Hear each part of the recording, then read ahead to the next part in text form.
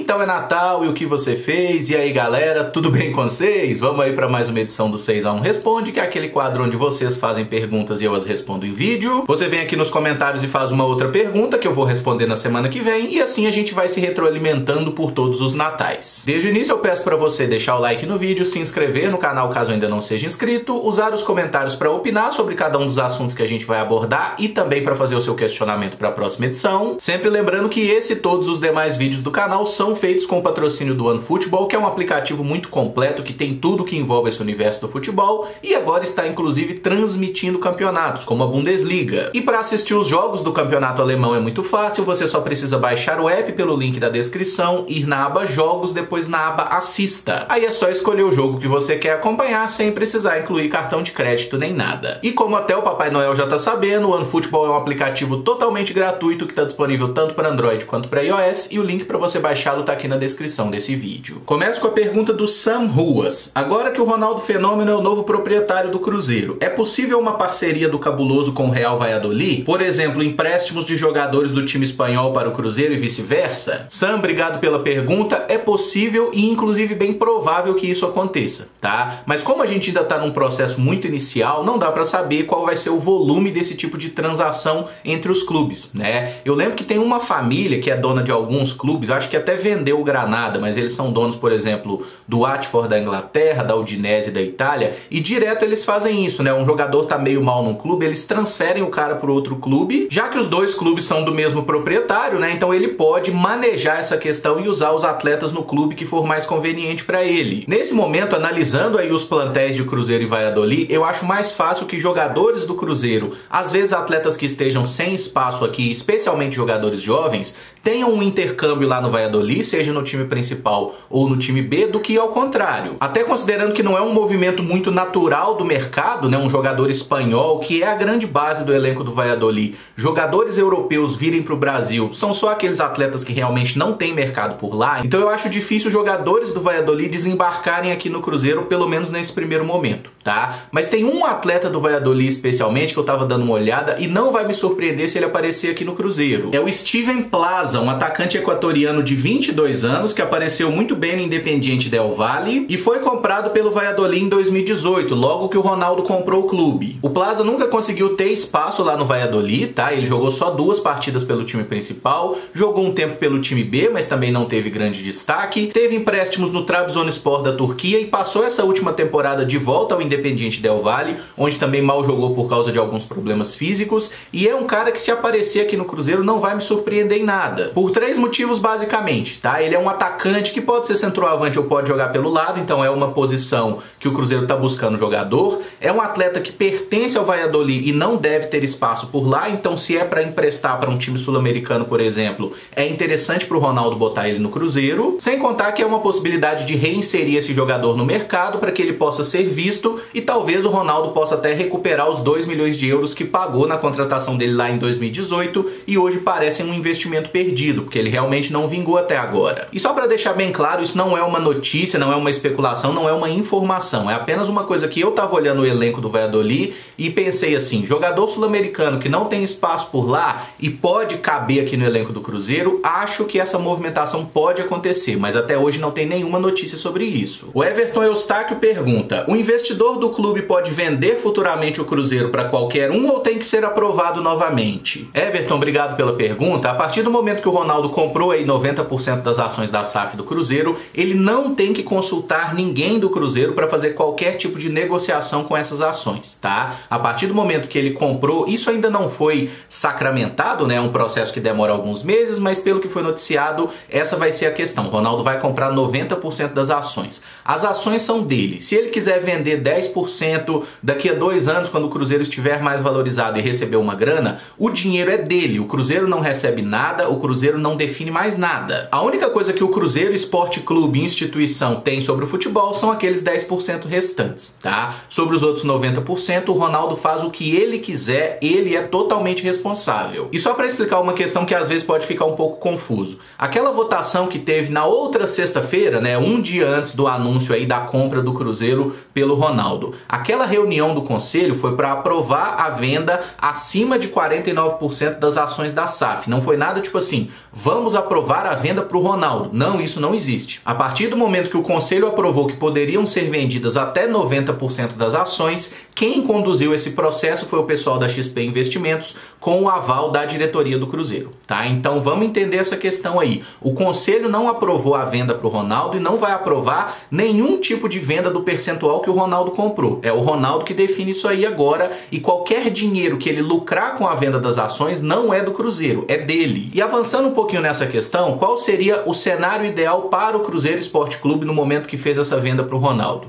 Ter vendido 51% das ações para o Ronaldo e ter mantido 49%. Por quê? Porque aí o Cruzeiro teria ainda uma parte importante do capital da SAF e ele poderia vender pedaços disso aí para outros investidores e receber uma grana futuramente. Ou vender para o próprio Ronaldo e receber mais uma injeção de capital no futuro. Porque hoje, completamente endividado na Série B do Campeonato Brasileiro, o Cruzeiro está valendo muito pouco. Mas existe uma expectativa daqui a 2, 3, 5 anos que o Cruzeiro esteja muito bem, de volta à Série A, voltando a brigar por títulos. Então, naturalmente, as ações do Cruzeiro estarão valendo muito mais. Mas acho que a gente pode dizer de uma forma muito clara, né, que as pessoas que dirigiram o Cruzeiro Associação historicamente, elas nunca pensaram muito no futuro da instituição. Elas pensam em melhorar a situação para agora. E nesse momento que o Cruzeiro vendeu a SAF, a coisa é muito parecida. O que o Cruzeiro fez foi tentar melhorar a situação de forma imediata. O Sérgio Santos Rodrigues não pensou no futuro do Cruzeiro. Ele apenas procurou a XP, que também tem o interesse dela, certamente recebeu muita grana nesse processo, né? Nessa transição aí do Cruzeiro para a SAF, procurou e a empresa fez o que era melhor para ela, XP, o que geraria mais dinheiro para ela, o que geraria mais dinheiro para o Cruzeiro nesse primeiro momento para tentar sair do buraco. E sobre o futuro da instituição, o que a gente pode fazer é realmente torcer para que dê tudo certo, tá? Porque a partir do momento que o Ronaldo comprou 90% das ações, o que ele vai fazer com esses 90% das ações, ninguém mais tem ingerência, é só o próprio Ronaldo que decide. O Lucas Guimarães pergunta: o Cruzeiro está em busca de um ponta experiente que faça gols. Não estou dizendo que seja o caso do Potker, mas há uma chance dele voltar no meio de 2022, certo? Será que poderia ser uma peça útil, mesmo com alto salário? Lucas, obrigado pela pergunta. Sim, o William Potker ainda é atleta do Cruzeiro, tem contrato com a gente até dezembro de 2024 e está emprestado ao Al Wasli dos Emirados Árabes até junho de 2022. Até esse momento ele jogou 13 partidas pelo clube árabe, marcou 2 gols e deu 3 assistências. E analisando apenas do ponto de vista técnico, eu acho que o William Potker, num contexto de Série B, pode sim ser um jogador útil, como você citou. Mas o problema do William Potker é justamente o custo-benefício. O quanto ele custa, especialmente com relação a salário, e o que é que ele entrega em campo. No período em que esteve aqui no Cruzeiro, entre 2020 e 2021, o William Potker jogou 25 partidas, fez 6 gols e deu 3 assistências. São números bem tímidos, né? E o Potker é um jogador que dizem que ganha na casa de 300, 400 mil reais por mês. E um atacante com esse patamar salarial, ele teria que ser um jogador muito mais decisivo e muito mais produtivo para o time, né? O Potker não faz muito diferente que um Ayrton e um Bruno José, por mais que eu até ache o William Potker um jogador melhor que esses,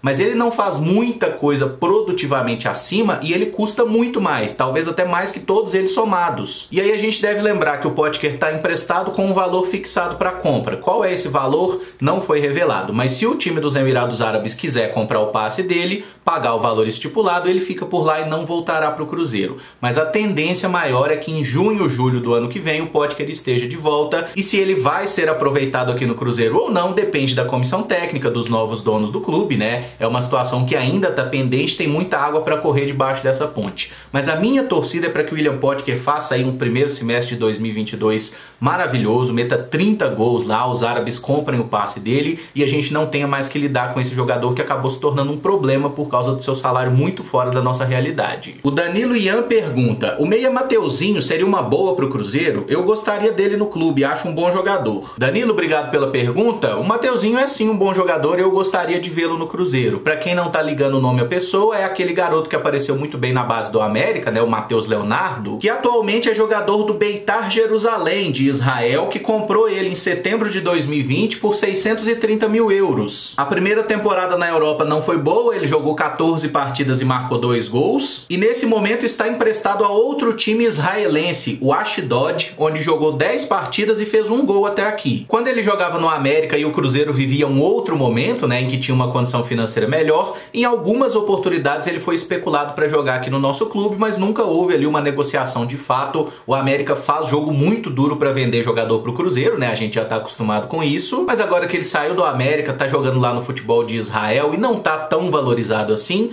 talvez seria um alvo possível pro nosso clube, justamente porque ele não conseguiu se adaptar muito bem ao futebol europeu até agora. Ainda é um jogador muito novo, ele tá com 23 anos, e quem viu o Mateuzinho jogando no América, especialmente em 2019, né, que foi a melhor temporada dele ali como um meio atacante que caía pelo lado esquerdo, acho que o Mateuzinho casaria muito bem com essa necessidade que o Cruzeiro tem, né, de um meio atacante mais criativo que jogue pelo lado, puxe pra dentro, busque gol, dê passe pra gol também. Seria muito legal se a gente pudesse trazê-lo. Mas nesse momento ele tá emprestado lá a esse time do Israel até junho do ano que vem. É claro que o Cruzeiro, se tivesse interesse, poderia tentar uma negociação, né? Mas é um nome que até agora não foi nem especulado para um retorno ao futebol brasileiro, pelo menos não aqui pro Cruzeiro. O Henrique Morato pergunta: tem notícias do seguro contra a administração temerária? Se a administração passada não foi temerária, paremos de pagar o seguro. Henrique, obrigado pela pergunta. Há muito tempo não sai qualquer tipo de informação sobre esse tal seguro, né? Que foi revelado em 2020 que o Cruzeiro tinha um seguro contra a administração temerária na casa de 20 milhões de reais. E eu não sei se o Cruzeiro nesse momento está pagando o seguro ou não, tá? É uma informação que eu não tenho, mas o que a gente tem que entender, para o Cruzeiro receber a grana do seguro, o que tem que acontecer? Concluir o inquérito policial comprovando a administração temerária do clube. Isso não aconteceu. Tá tudo parado na justiça, ninguém foi responsabilizado. Wagner Pires, Itair Machado, Sérgio Nonato, a galera toda, não aconteceu nada com ninguém, gente. E enquanto a justiça não concluiu o inquérito, o Cruzeiro não vai receber um centavo. Seguradora só paga o valor combinado no seguro quando tá esgotada todas as possibilidades, entendeu? O negócio da seguradora é justamente ter o seguro e não pagar, né? Fazer de tudo para não pagar. É para isso que elas existem. Até porque se fosse fácil receber dinheiro de seguradora, esse não seria um negócio lucrativo para eles, tá? Mas realmente não sei o que vai acontecer. A minha sensação hoje é que o Cruzeiro nunca vai ver esse dinheiro, tá? E como pararam de falar sobre isso, eu tenho até as minhas dúvidas se o Cruzeiro também está 100% certo nessa história, se o Cruzeiro estava pagando o seguro em dia, se o Cruzeiro teria direito a receber alguma coisa ou não. Fato é que desde que saiu o pessoal, especialmente do Conselho Gestor, que entrou o Sérgio, esse assunto caiu no esquecimento. O Evandro Nassan pergunta: o atacante Breno Lopes está de saída do Palmeiras, seria uma boa pro Cruzeiro? Evandro, obrigado pela pergunta. Eu dei uma pesquisada aqui, cara, e não achei nenhuma notícia de que o Breno Lopes estaria de saída do Palmeiras não, tá? Se você tá dizendo isso, eu vou acreditar na sua informação, mas eu não vi nenhuma informação de que ele esteja de saída. O Breno tá com 25 anos e nessa temporada 2021 jogou 32 vezes pelo Palmeiras, tendo marcado 8 gols. Ele é um reserva no time paulista, mas é um reserva bem aproveitado, um jogador que entra em muitas partidas, e eu acho que a torcida do Palmeiras nunca vai esquecer que ele fez o gol do título da Libertadores 2020. É claro que isso não vai mantê-lo para sempre lá no Allianz Parque, né? Mas é, sem dúvida, um trunfo para o jogador seguir no clube e ter novas oportunidades. O Palmeiras tem muitos atacantes de lado, né? Tem o Dudu, tem o Rony, que pode jogar pelo lado, tem o Gabriel Veron, tem o Wesley, o William Bigode acabou de sair do clube, então eu acho que no momento a tendência maior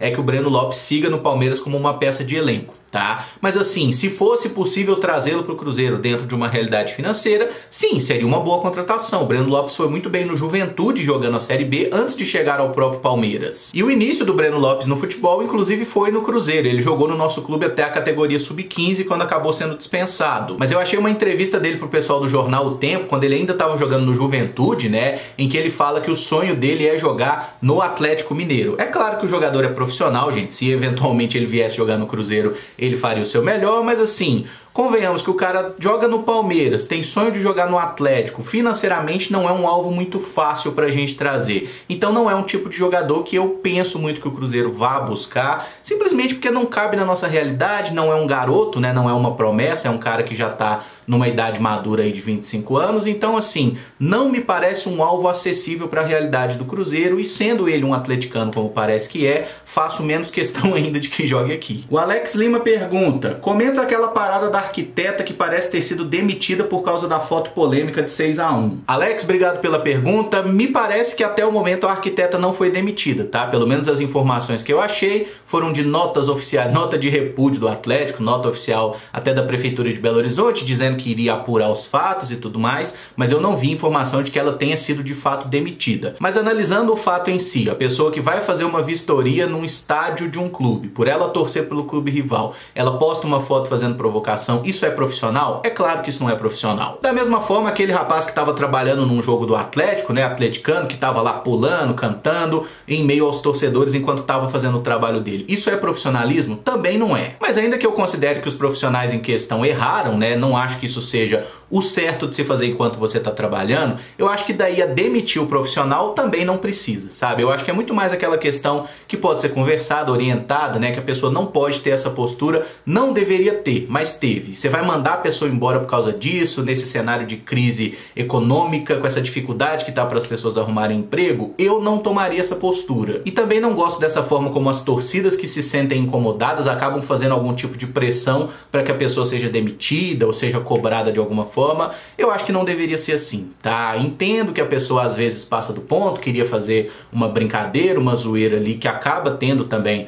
suas consequências. Sim, as pessoas estão erradas, mas eu não acho que mandar a pessoa embora seja algo razoável. E acho que esse é um ponto que eu até concordo com aquelas pessoas que dizem que o futebol está muito chato, que a sociedade está muito chata. Nesse ponto eu concordo, né? Porque, tipo assim, você fazer uma zoação referente ao placar de um jogo que aconteceu há 10 anos atrás. É claro que isso aí vai incomodar um atleticano, como a gente teve o episódio recente do Hever partindo para cima de uma criança e tudo mais porque fez esse gesto no aeroporto. Essa reação completamente desmedida mostra que as pessoas estão perdendo a esportiva, a capacidade de entender que elas vão zoar em um determinado momento e elas vão ser zoadas em outro momento. A vida é assim, né? A gente não vai ganhar todas, a gente não vai estar sempre por cima, e nesse ponto eu acho que as pessoas precisam, né, trabalhar um pouquinho melhor a tolerância e entender, cara, que, pô, se o seu time perdeu de 6-1, você vai ser zoado. Assim como se o Atlético ganhar do Cruzeiro de 6-1 mais pra frente, o atleticano vai zoar o Cruzeiro também, e assim é a vida. Por fim, o João Pedro Torres Ottoni pergunta: qual rebaixamento você achou mais inesperado, o Cruzeiro 2019 ou o Grêmio 2021? João Pedro, obrigado pela pergunta. O mais surpreendente, sem dúvida nenhuma, foi a queda do Grêmio nessa temporada.